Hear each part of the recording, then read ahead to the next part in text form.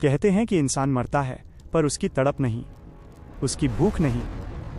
क्या आपने कभी सोचा है कि श्मशान की राख ठंडी हो जाने के बाद भी कुछ अधूरा क्यों रह जाता है? वो क्या है जो एक रूह को चीखने पर मजबूर कर देता है, लेकिन उसकी आवाज़ हमारे कानों तक नहीं पहुंचती? विज्ञान कहता है ऊर्जा कभी नष्ट नहीं होती, और हमारे धर्मग्रंथ कहते हैं वासना और मोह कभी मरते नहीं। आज हम उस पर्दे को उठाएंगे जो जीवन और मृत्यु के बीच लटका है। क्या आपकी अधूरी इच्छाएं आपको अगले जन्म में एक जेल की तरह खींच लाती हैं? चलिए इस रहस्य की गहराइयों में उतरते हैं। श्रीमद् भगवद गीता के दूसरे अध्याय के 22वें श्लोक में भगवान श्री कृष्ण ने एक गहरा सत्य कहा है। वासांसी जीर्णानि यथा विहाय नवानि गृह्णाति नरोल पराणि तथा शरीराणि विहाय जीर्णान्यन्यानि संयाति नवानि देहि। जैसे हम पुराने कपड़े बदलकर नए पहनते हैं, आत्मा भी शरीर बदलती है। लेकिन कहानी यहाँ खत्म नहीं होती। गरुड़ पुराण कहता है कि जब यमदूत आत्मा को ले जा रहे होते हैं तो आत्मा पीछे मुड़कर अपने उस शरीर को देखती है जिससे उसे मोह था। वो चिल्लाती है, रोती है, वापस उस ठंडे पड़ चुके शरीर में घुसना चाहती है, पर समय निकल चुका होता है। क्या आप जानते हैं आपकी मौत के आखिरी 30 सेकंड तय करते हैं कि आपका अगला जन्म कहाँ होगा? ग्रंथों में इसे अंतमति सो गति कहा गया है। अगर मरते समय मन धन में अटका है तो रूह उसी तिजोरी के आसपास भटकती है। अगर बदले की आग है तो वो रूह तब तक शांत नहीं होती जब तक दुश्मन का लहू न देख ले। और अगर प्रेम अधूरा है तो कुदरत को दोबारा एक शरीर बुनना पड़ता है, सिर्फ उस एक इंसान से मिलने के लिए। पुराणों में राजा भरत की कथा आती है। एक महान राजा, एक तपस्वी, लेकिन मृत्यु के समय उनका मन एक छोटे से हिरण के बच्चे के मोह में फंस गया। परिणाम, अगले जन्म में उस प्रतापी राजा को एक हिरण बनकर जन्म लेना पड़ा। सोचिए, अगर एक महान ऋषि मोह के कारण जानवर बन सकता है, तो हम और आप किस खेत की मूली हैं? आपकी वो अधूरी ख्वाहिश, चाहे वो कोई आलीशान घर हो या कोई अधूरा प्यार, वही आपकी अगली बेड़ी बनने वाली है। अब सवाल आता है सबसे बड़ा, क्या इस जन्म मरण की अंतहीन रस्साकशी से बाहर निकलने का कोई रास्ता है, या हम बस एक ऐसी फिल्म के किरदार हैं जो क्लाइमैक्स के बाद फिर से शुरू हो जाती है? क्या हम एक रूहानी कैद में हैं जहां से रिहाई नामुमकिन है? हमारे उपनिषदों में एक बहुत सुंदर लेकिन रोंगटे खड़े कर देने वाली बात कही गई है। पुनर्पि जननम पुनर्पि मरण पुनर्पि जननी जठरे शयनम, यानी फिर से जन्म, फिर से मृत्यु, और फिर से किसी माँ के गर्भ में वो 9 महीने का अंधेरा। सोचिए, एक रूह जो इस दुनिया के मोह में फंसी है, वो उस पंछी की तरह है जिसे पिंजरे का दरवाज़ा खुला होने पर भी उड़ना नहीं आता। हम कहते तो हैं कि हमें आज़ादी चाहिए, लेकिन सच तो ये है कि हमें अपनी बेड़ियों से प्यार हो गया है। हमारी जमा की हुई दौलत, हमारे वो आलीशान मकान, हमारे अधूरे इंतकाम और वो रिश्ते जिन्हें हम मरते दम तक अपना कहते रहे, यही वो अदृश्य गोंद है जो हमारी आत्मा को इस मिट्टी से चिपकाए रखती है। जब तक मैं और मेरा का भाव जीवित है, तब तक मुक्ति का द्वार बंद ही रहेगा। भगवान बुद्ध ने एक बार कहा था, तृष्णा ही समस्त दुखों की जड़ है। मुक्ति या मोक्ष का मतलब ये नहीं है कि मरने के बाद आप बादलों के पार किसी सुनहरे स्वर्ग में ऐशो आराम करेंगे।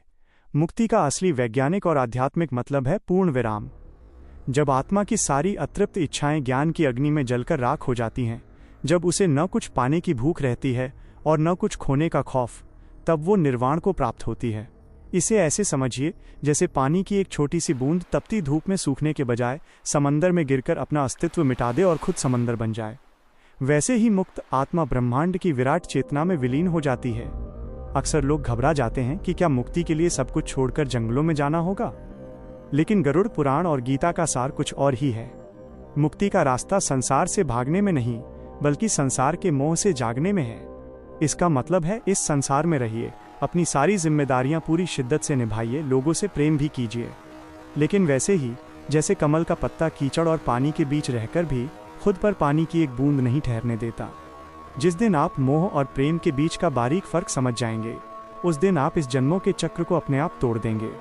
लेकिन एक खौफनाक हकीकत ये भी है कि कुछ आत्माएं न तो मुक्त हो पाती हैं और न ही उन्हें नया शरीर मिलता है। वे अपनी तीव्र और अधूरी वासनाओं के बोझ तले प्रेत योनि के अंधेरों में फंस जाती हैं।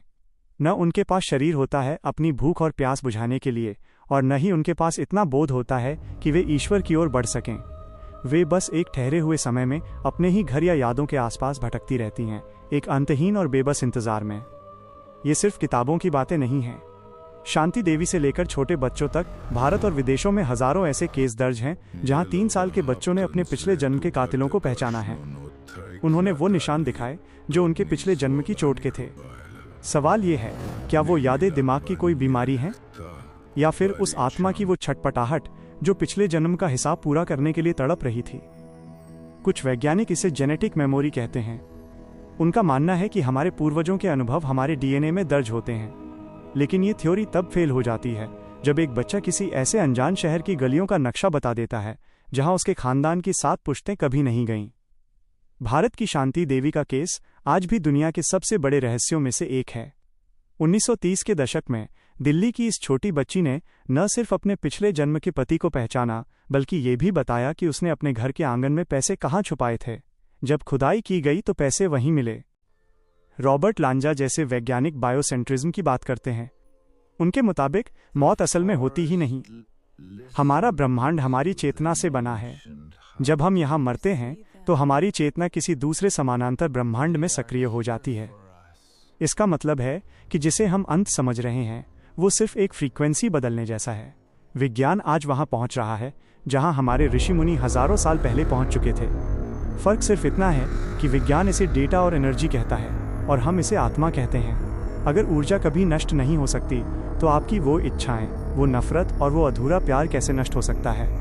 वो कहीं ना कहीं सुरक्षित है और वही सुरक्षित डेटा आपको वापस इस धरती पर खींच लाता है। आज रात सोने से पहले खुद से एक सवाल जरूर पूछिएगा।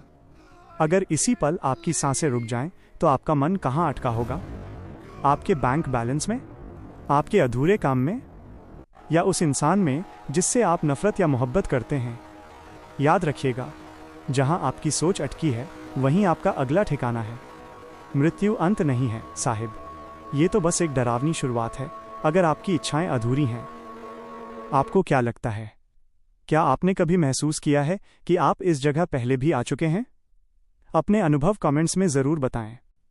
अगर आपको ये रूहानी और रहस्यमयी जानकारी पसंद आई हो तो इस वीडियो को लाइक करें और हमारे चैनल को सब्सक्राइब करना न भूलें ताकि आप ऐसी ही अनकही कहानियों और गहरे रहस्यों से जुड़े रहें।